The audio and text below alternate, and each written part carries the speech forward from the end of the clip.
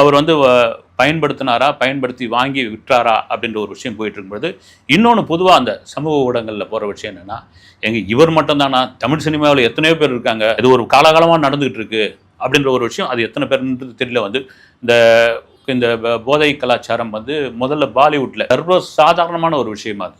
பாலிவுட்டில் வந்து பயங்கரமாக இருந்தது. அது ஒன்றுமே பண்ண முடியாது அப்படின்னு சுஷாந்த் சிங்கோடைய அந்த மரணத்திற்கு இது கூட ஒரு சம்பந்தம் மாதிரியான ஒரு விசாரணைலாம் போயிடுச்சு. சுஷாந்த் சிங்னு ஒரு நடிகர் சினிமா பின்புலம் இல்லாமல் அந்த பாலிவுட்டில் வந்து கடகடகடன் வளர்ந்த நேரத்தில் அவருடைய அந்த ஒரு விஷயம் பெரும் உயிரை மாய்த்து கொண்ட ஒரு சம்பவம் பார்த்தீங்கன்னா அப்படி ஒரு இதுவாக பேசப்பட்டது. அதுக்கு இந்த காரணமும் உண்டு அப்படின்ற மாதிரி சொல்லியிருந்தாங்க.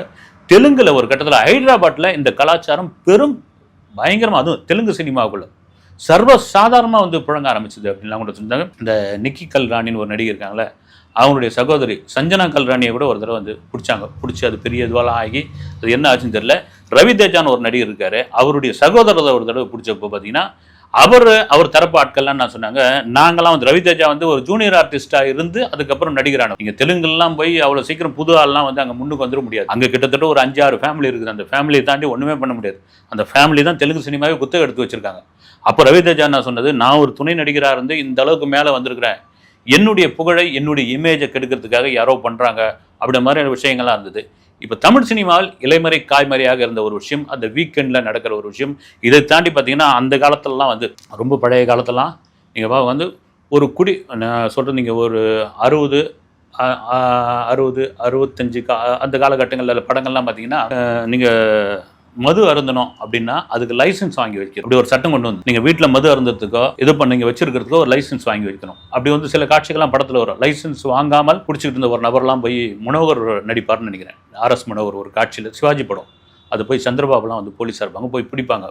இப்படி இருந்த ஒரு காலகட்டம். அதன் பிறகு என்ன ஆயிடுச்சுன்னா வந்து இந்த குடின்ற ஒரு விஷயம் தெரிஞ்சு அந்த லைசன்ஸ் இது பண்ணிட்டாங்க. அதுக்கப்புறம் இந்த பார்ட்டி வைக்கிறது வந்து இந்த சரக்கு பார்ட்டியாக தான் இருக்கும். அதுவே பெரிய விஷயமா பேசப்பட்டது. சரக்கு போட்டு பார்ட்டியில் வந்து மோதி போலீஸ்கிட்ட மாட்டி எத்தனையோ சம்பவங்கள்லாம் அதை திருமணம் ரிவைண்ட் பண்ண தேவையில்ல. இதுதான் இருந்தது, ஒரு கலாச்சாரமாக இருந்தது. இந்த குடி கலாச்சாரம் ஒரு இதுவாக இருந்தது. இதை தாண்டி இந்த மாதிரியான போதை வஸ்துக்கள் எப்படின்னா ரொம்ப மோசமான ஒரு விஷயம். அது மிகவும் மோசமான ஒரு விஷயம். 1 கிராம் 12,000 ரூபா அப்படின்னா அது எவ்வளோ பெரிய ஒரு விஷயமா இருக்கும். அதை வாங்கி கிட்டத்தட்ட 4,4 லட்சம் ரூபாய்க்கு வாங்கியிருக்காங்கன்னா இது எந்த அளவுக்கு ஊடுருவி இருக்குது. இந்த கழுகு கிருஷ்ணான்னு ஒரு நடிகரும் வந்து அந்த விசாரணை வளையத்துக்குள்ளே மாட்டியிருக்காரு, அவரையும் பிடிச்சிருக்காங்கன்னாங்க. அவங்க அப்பா வந்து பட்டியல் சேகர்னு மிகப்பெரிய தயாரிப்பாளர் வந்து இருந்தார். இவங்க அண்ணன் விஷ்ணுவர்தன் அஜித்தை வச்சுலாம் படம் பண்ணுவார். பாருங்கள் வந்து இதுக்கு முக்கிய காரணம் என்னென்னா மன அழுத்தத்தை தாண்டி ஏதாவது ஒரு வகையில் சினிமாவில் வந்து நீங்கள் வந்து வெற்றி தோல்வியெல்லாம் வந்து எப்படி வரும் ஏதாவது வரணும் தெரியாதுங்க. இது ஒரு லாட்டரி சீட்டு மாதிரி வந்து